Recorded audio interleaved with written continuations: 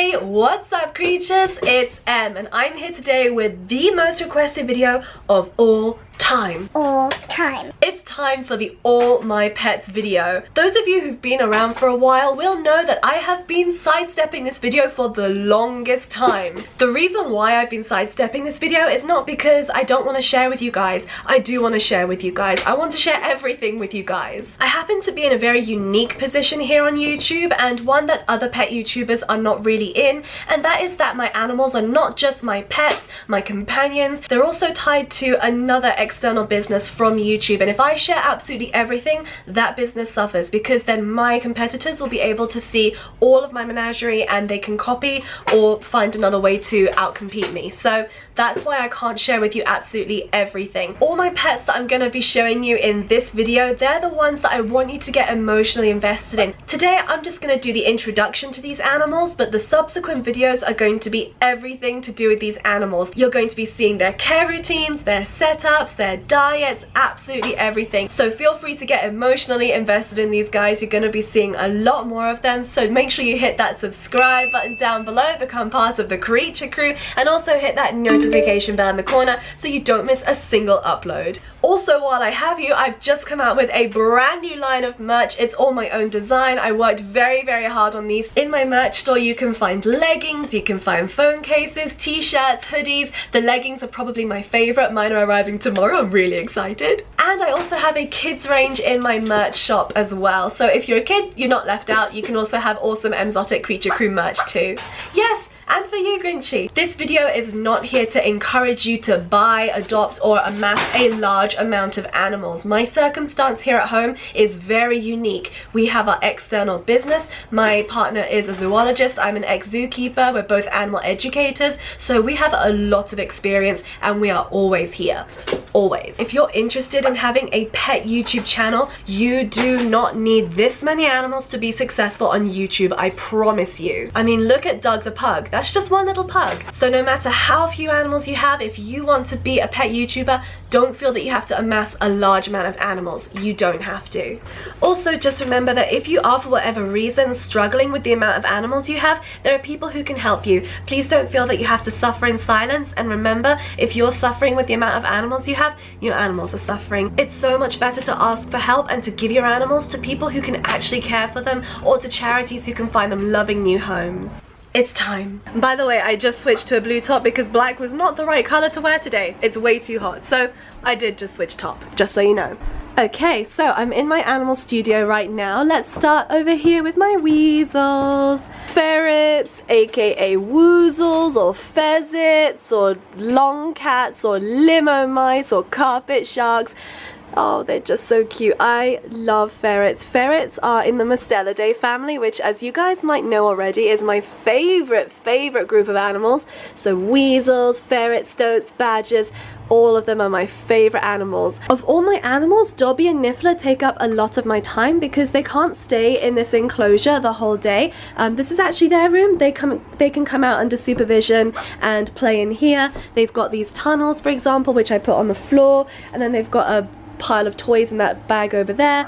They've got toys that I put out for them, so they get about 3 hours every day supervised out here while I do all my different chores, usually while I'm cleaning them out and all the other animals. What are you doing, NIFFLER?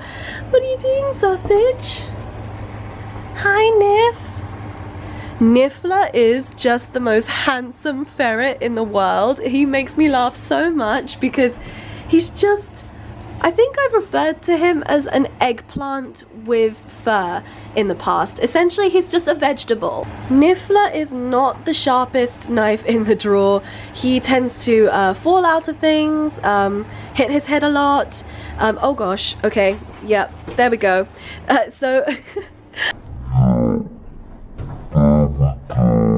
Right on cue. That's NIFFLER for you. NIFFLER is my male. He is a beautiful male ferret, also known as a hob ferret.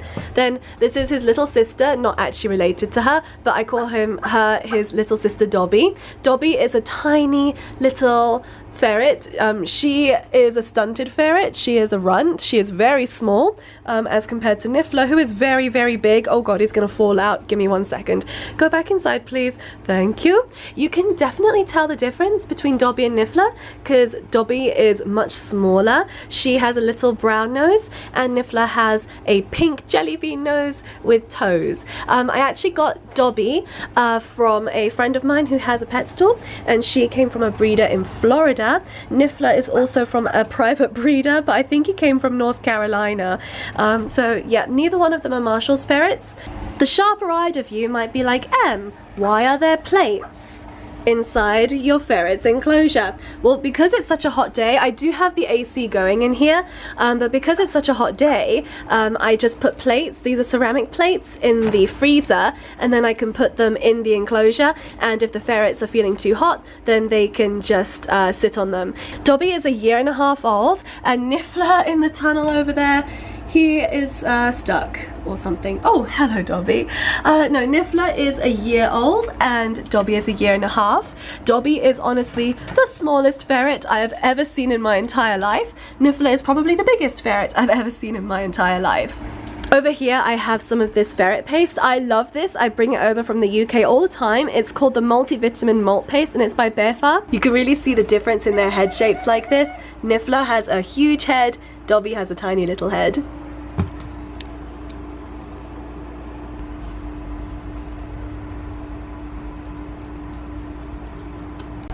Coming across to this enclosure here, this is where I keep my doves. This one down here is Voodoo, she is my female, and then up here we have Presto, my male. He's actually sitting on something rather exciting. Voodoo and Presto are the proud parents of a very beautiful, healthy little chick. We do not know if the chick is a male or a female yet. Oh, there we go, Voodoo just being a typical dove, and she's gonna throw all that food on the floor and it's gonna go to waste. I have just been building an aviary for them outside, but the aviary got completely shattered to smithereens in the tornado we had the week before last. This was the aviary that I was making for the doves.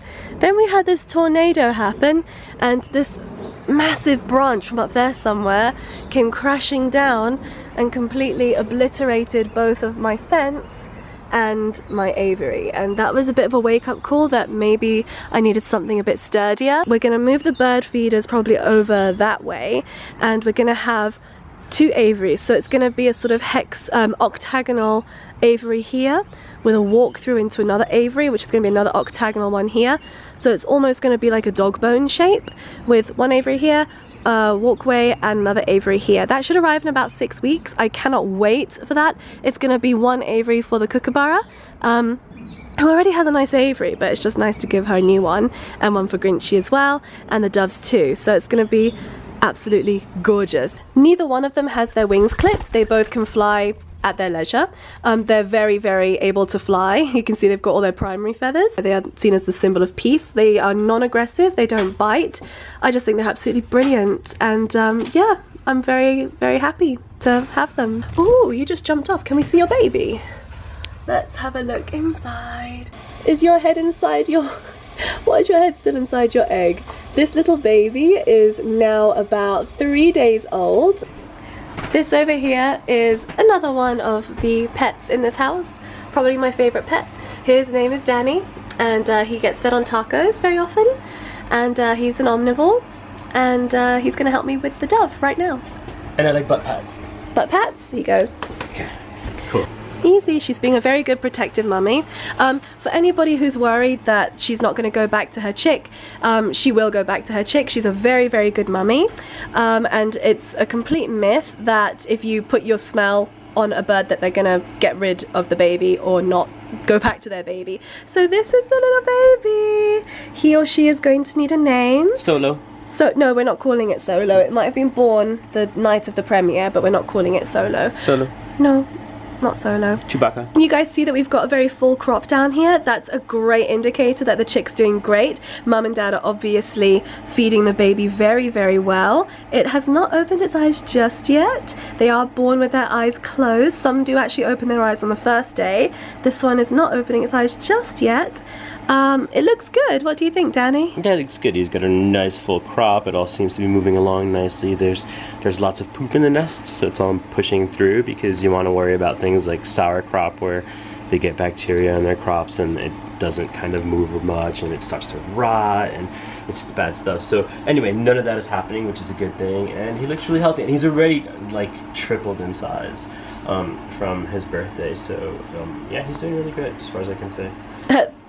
Voodoo and Presto are looking behind you like, where's our baby? We're not going to be allowing Voodoo and Presto to have any more chicks now. This is the one chick that I was allowing them to have. So yeah, this little baby's gonna live with us. We need a name. Any name suggestions, pop it in the comments box below. Moving along, we have Grinchy. Hi, bud. For those of you who don't know Grinchy, you can definitely check out the video where I first introduced him. He is quite a favorite on this channel because of his backstory. He was basically found in a pet store. They didn't really give him the best care, and the pet store agreed that if I took him, they wouldn't get any more wild caught birds in. Now, he is very tatty still. He looks a million times better than when he first arrived. I actually brought him home when he had just gone through a bad molt.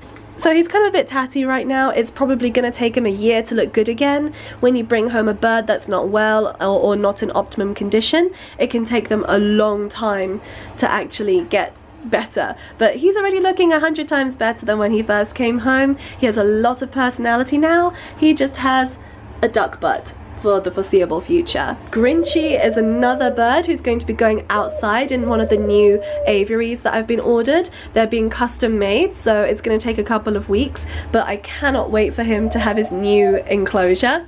At the moment, what he's in is this enclosure, which is plenty big enough for him indoors as a sort of safe place.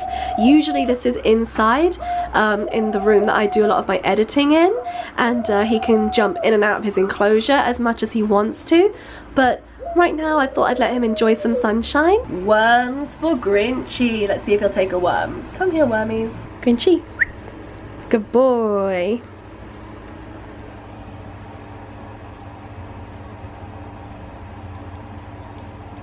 I'm actually going to fill up his little dust bath over here and hope that he takes a bath so you guys can see what it looks like when a hornbill has a dust bath. Okay. Dust bath.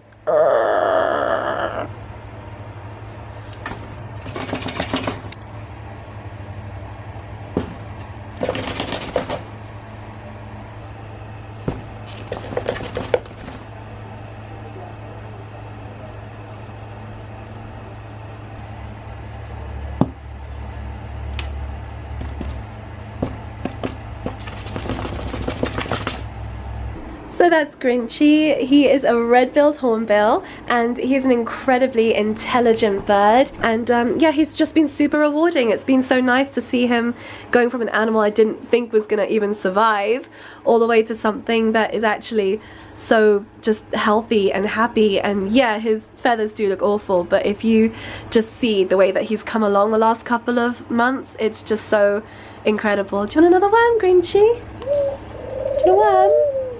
Here you go. Take it. No? Good boy.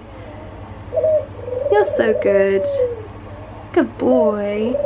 Oh, sneaky peek of Baba Cook's aviary out there, but this is where we want to be right now. This over here is Fluffy. We think Fluffy might be a female. She lives out here. This is her 500 gallon. It can hold 500 gallons, as you can see. Fluffy loves to climb out onto this piece of wood. There are a lot of people who keep alligator snappers who say, just keep them purely aquatic, they'll never come out onto land. That's not true. Fluffy will climb on here once or twice a day and just chill there, especially when there is any sun coming in from over here that just comes down here. Fluffy loves to be out on that little sort of driftwood piece that we have.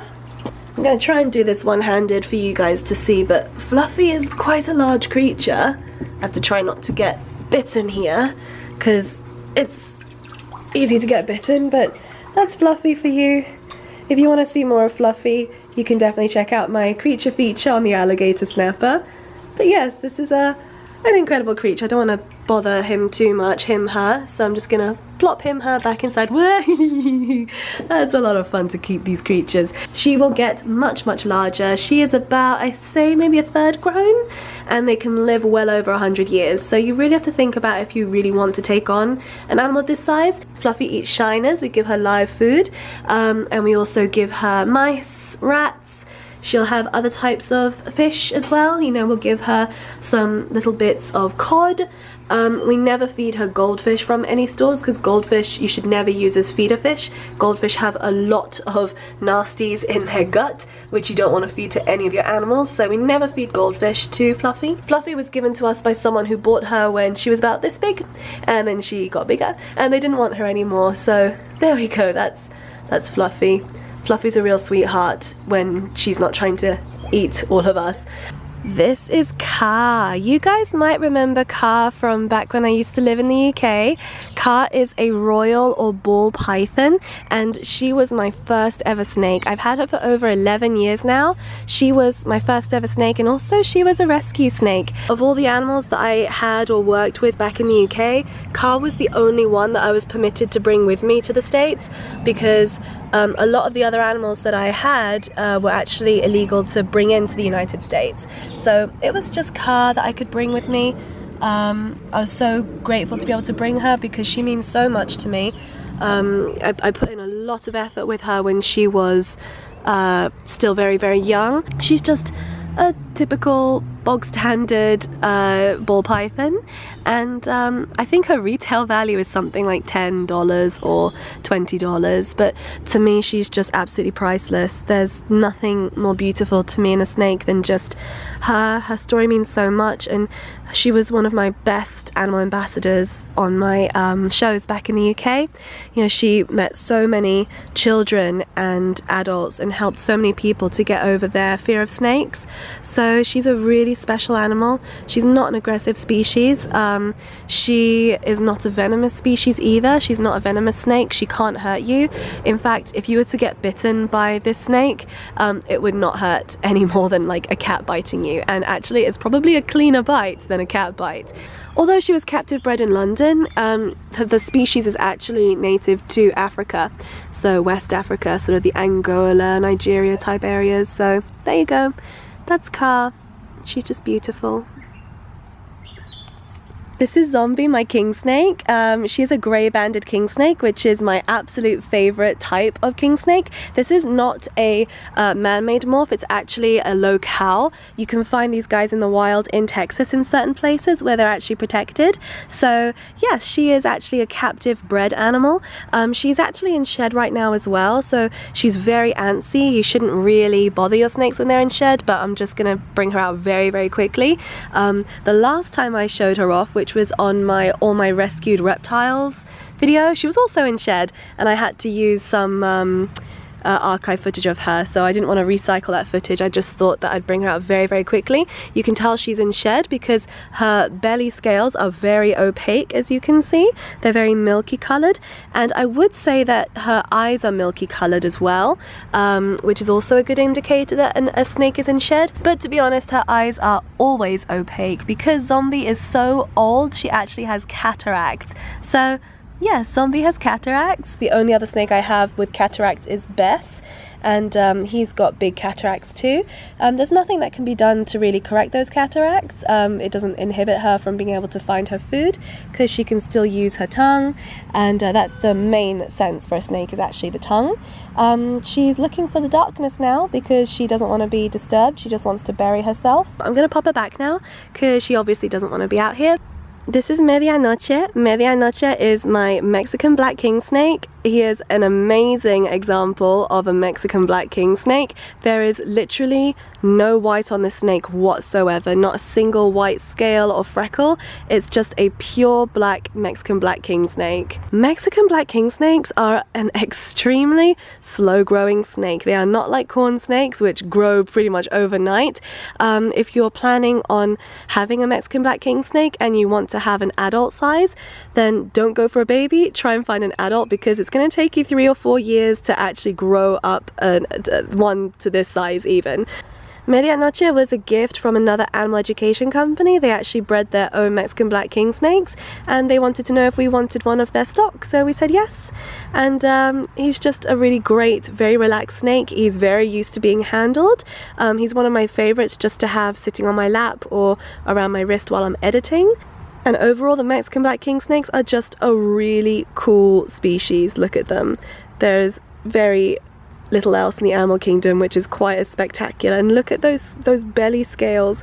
Those belly scales are nuts. Unfortunately, these guys are often persecuted because, you know, people hate snakes and people do not like the color black in animals because it seems aggressive, but these guys are non-aggressive. They have no desire to hurt anyone. They're non-venomous, and I absolutely adore them. But if you do have any Mexican black king snakes, remember they are incredible escape artists, even better than a lot of other snakes, so you have to make sure that you definitely lock your snakes up properly, use wedges and all sorts of things to stop any glass from sliding open. And yes, they're just a great species. They cannot be housed with others of their type. They will eat other king snakes. This here is Pudding. Pudding is a striped North American skunk. She is another one of our rescues. Her previous owners could not keep her anymore because he was actually made homeless. But she's a real sweetheart. She loves food. She knows that I have some of her favorite foods here, which are nuts, berries, seeds, and mealworms. And yeah, she's just an absolute adorable creature. For those of you who are not familiar with skunks as pets, in the state of New Jersey, you actually have to have them descented in order for them to be deemed legal. So she is descented. She cannot make that foul odor that they're so commonly known for. Honestly, her whole mission in life is just food. She is just always on a mission to find food. So I'm going to put some down here for her so you guys can see her eat. She is a real glutton. She just won't stop eating even after she's had her fill. We keep Pudding a lot like a cat here indoors, so she's got her favorite place that she likes to sleep, and she goes into the same closet over and over again just to sleep during the day. And then in the evening, about now, which is about 7 p.m. now, is the time that she starts to wake up and come out looking for food. So she always goes in her litter trays. She's very good. She's very cute. She's actually the sweetest skunk I've ever met. Some of you might remember Whiffy from my previous video about skunks about a year ago where I was talking about skunk diet.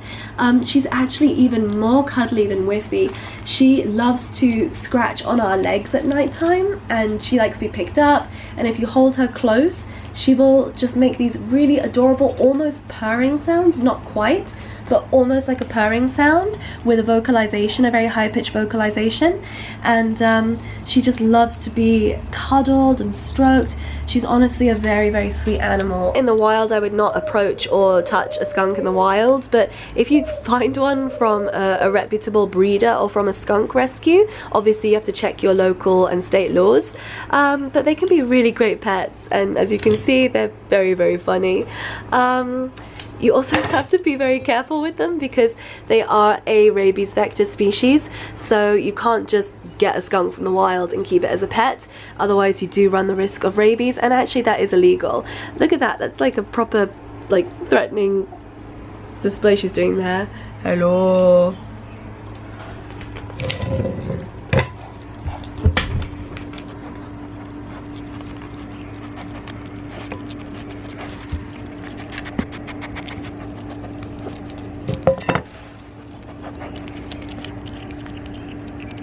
With skunk's claws, they're not retractable like a cat's claws. They are always out, just like a dog's claws. And because we were not responsible for how long her claws were before she came to us, we're just cutting them up till about here is roughly where I'd like to have them, like here, here, and here. But we have to do it gradually to allow the quick to recede somewhat.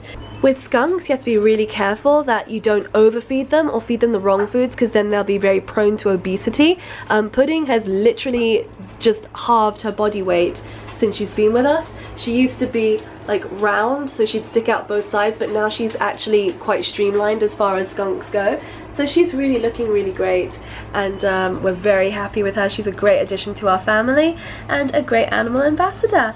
And I can't wait to show you guys like her setup that we're having made for her. And she's like doing something in her mouth. I don't know what she's doing. Ugh. This is my gargoyle gecko, Viserion. He is a juvenile gargoyle gecko. He's from Tiki's geckos, and he's actually the offspring of a very well-known gargoyle gecko called Deadpool, who is a really red-colored gargoyle gecko. And because he is still very young and he's still getting used to his temporary habitat, I'm not going to be picking him up too much. I'll pick him up once very quickly for you to see, but I don't want to stress him. Do you want to come up?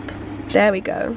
So he is still very flighty. Young geckos are always very, very freaked out by their surroundings, so I don't want to freak him out too much. He's going to need to have slightly increased humidity because you can see he's got a bit of stuck shed on his toes over there and at the front as well, and obviously that means that he hasn't had a full shed. So he got the rest of his shed off, which is good. These guys, when they shed, just like snakes, they actually eat their shed, which snakes don't.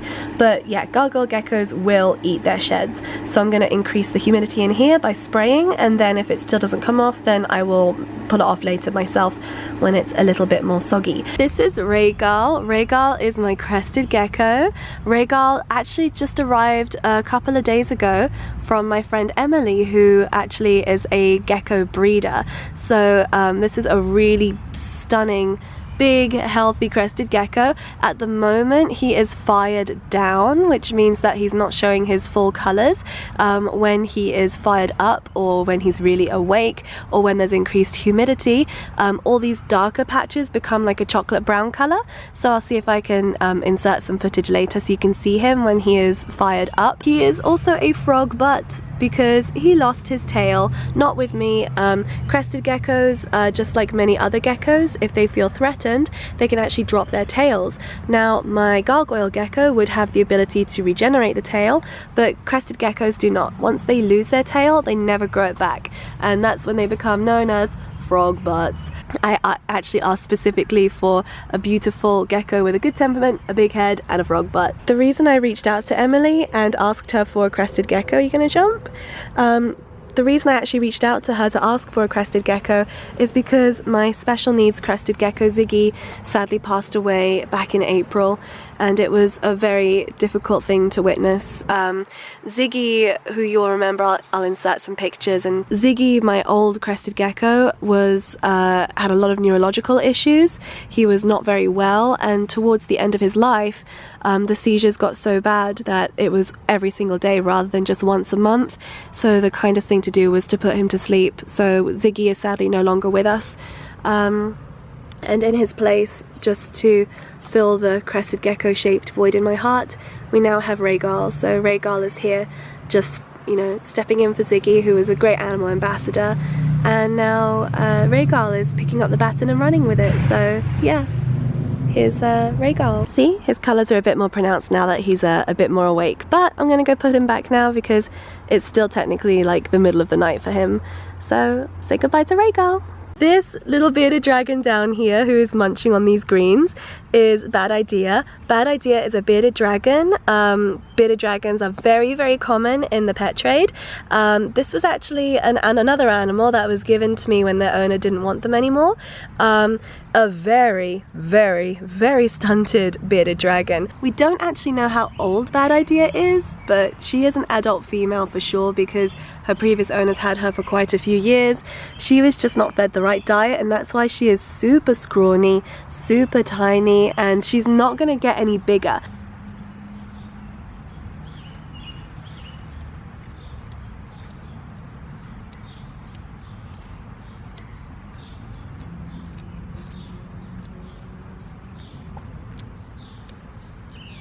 This is Babakook the Kookaburra. Babakook was named after the Babadook because he is just an evil little presence in the house. This is basically the original Angry Bird right here.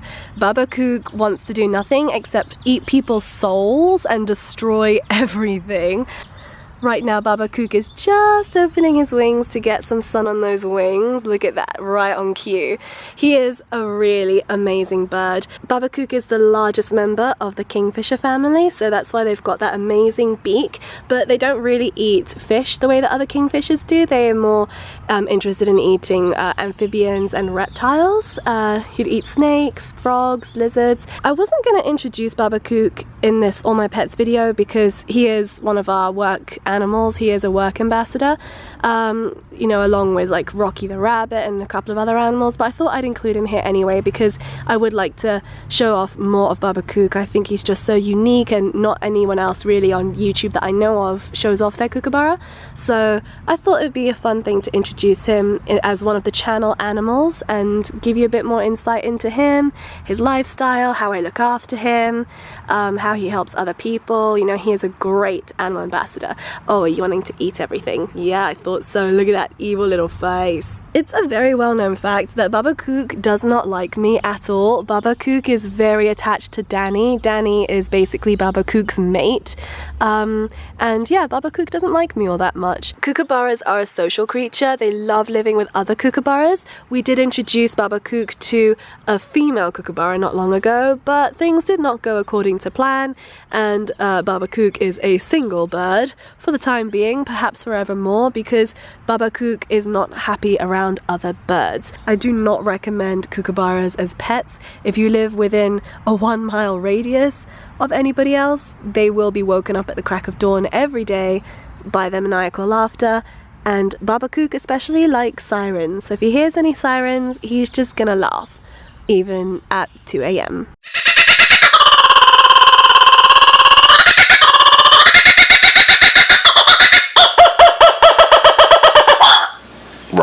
Thank you guys so much for watching. I will see you in another video soon. Bye!